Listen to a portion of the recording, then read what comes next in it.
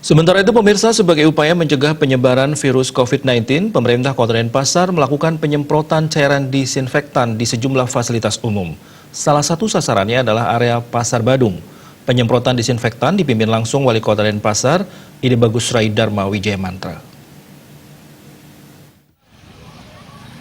Menurut Wali Kota Denpasar, Ide Bagus Rai Dharma Wijayamantra, pemerintah Kota Denpasar terus berupaya secara maksimal melakukan berbagai upaya preventif demi mencegah penyebaran virus corona.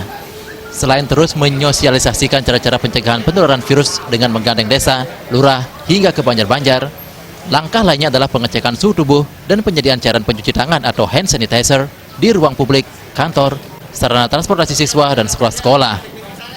Melalui penyemprotan disinfektan dengan menyasar pusat keramaian dan objek wisata di Kota Denpasar, diharapkan kawasan tersebut menjadi steril dan upaya pencegahan penyebaran virus corona dapat dimaksimalkan. Termasuk di puskesmas juga kita sudah persiapkan dan mereka sudah tahu SOP-nya seperti apa. Nah, sekarang ya tinggal, jadi begini, prinsipnya ini adalah nggak bisa kita itu dari pemerintah saja, karena ini prinsipnya adalah bagaimana caranya melindungi diri sendiri. Nah, untuk melindungi diri sendiri ya memang kita harus sosialisasi secara masif dia. Kayak cuci tangan, terus disinfektan di rumah, seperti itu harus diri sendiri. Nah, itu memang sudah terstruktur dengan baik, dan sekarang kalau memang sudah ada satgas dari perusahaan, mungkin kita akan tinggal menyesuaikan. Wali Kota menambahkan, upaya pencegahan penyebaran virus corona tidak bisa dilakukan oleh pemerintah saja. Oleh karena itu, pihaknya mengharapkan kontribusi dan keterlibatan semua pihak agar upaya mitigasi penyebaran virus corona bisa berjalan secara optimal.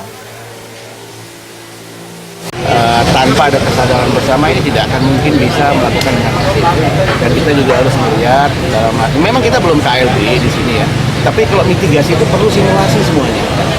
Simulasi itu berlatih, karena melatih banyak orang. Yang pertama, ya satu, kalau khawatir saya yakin semua masyarakat pasti khawatir. Teman-teman wartawan pun juga khawatir. Tapi jangan sampai resah, ya. Jangan sampai istilahnya ricuh.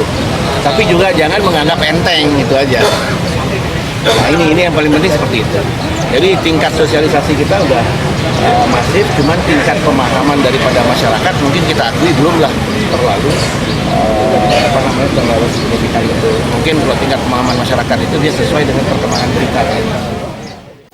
Anggota masyarakat yang mengalami gejala-gejala berupa batuk, sesak, dan demam tinggi, atau mengetahui anggota keluarga dan warga yang mengalami gejala-gejala mengarah ke gejala COVID-19, diharapkan segera menghubungi call center 112 untuk mendapat penanganan dan tindakan lebih lanjut sesuai protokol yang berlaku. Hal yang terpenting, masyarakat diharapkan selalu menjaga kesehatan diri sendiri dan rajin mencuci tangan dengan menggunakan sabun. Eka Yana, Bali TV.